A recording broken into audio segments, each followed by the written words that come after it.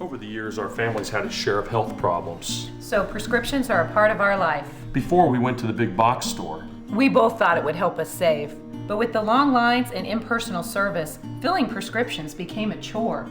That's when a friend recommended D&H. Now Tristan knows our prescriptions. Brenda always helps us find the right vitamins. And after Dad's fall, Monica's been a real expert with all our home medical needs. All without the lines. Trust and service. That's our D&H.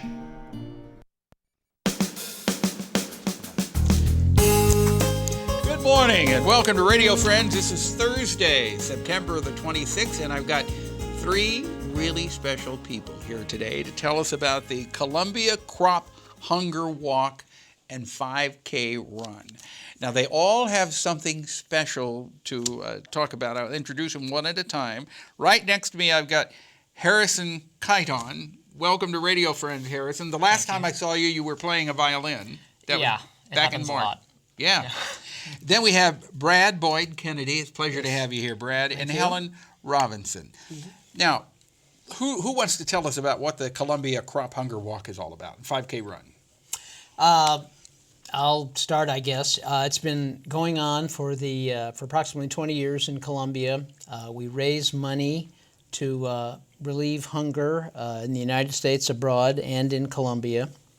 Last year, the event raised over $13,000.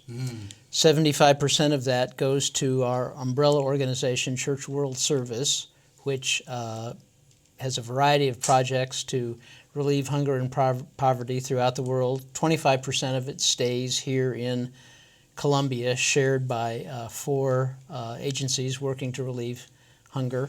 Helen directs one of those, and Harrison is responsible for a big increase in the number of participants and the money raised because of an innovation he's responsible for. That was last year, right? Yes. Okay. We'll continue this year. Harrison Keithahn, how old are you? I just turned 17. Okay. How and why did you decide to get involved with this project? Well, Brad is my youth minister at Columbia UCC, and I was trying to find ideas for an Eagle Scout project. You have to do an Eagle Scout project before you can become an Eagle Scout.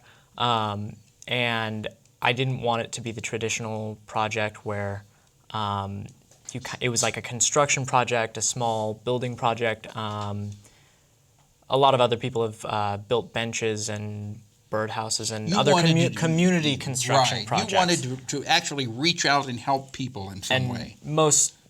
Mostly start something that would continue year after year, and that would benefit a really good cause. Mm-hmm. So he was talking about the crop walk one day, and I thought, well, I know my dad does triathlons and is really big into running, and I just kind of put those two together and thought, well, that's where the 5K run comes in. Yeah, maybe we could just add a run aspect and get a totally different audience. And so did you?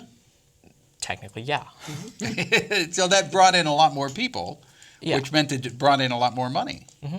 And you're doing it again this year. Yeah. Okay. So what do you say to people listening right now? Can they just walk up and be a part of it that day, or do they register ahead of time?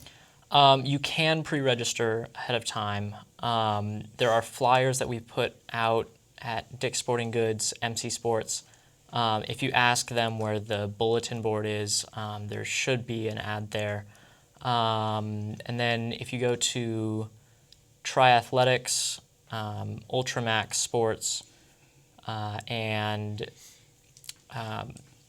there'll be all that information there. And Cycle Extreme. But is there a website that people can go to?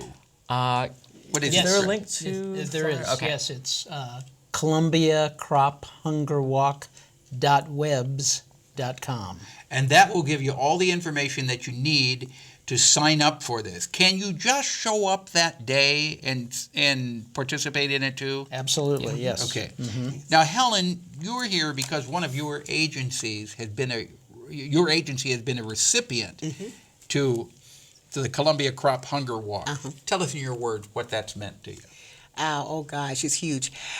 We have been established since 2008, and 3 years ago this was presented to me, and it has brought in numerous expanded projects like Thanksgiving baskets. We do winter for the homeless, aside buddy packs in the summertime, summer feeding programs, and it gives us funds to purchase basically produce and your perishable items, because we don't get a lot of that. So if it were not for this crop hunger walk, you would not be able to help as many people as you do now. Exactly.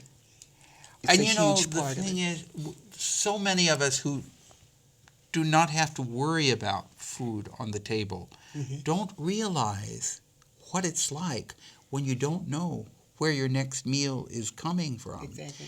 And there are a lot of people here in Columbia, across central Missouri, a lot of young people Yes. who don't know for sure if there's going to be enough food on the table tomorrow Yeah. to meet their needs. So this is one event that can help out a great deal. How much are you hoping that you will raise with the crop hunger walk?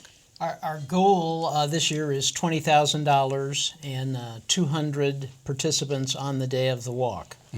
We've got a ways to go.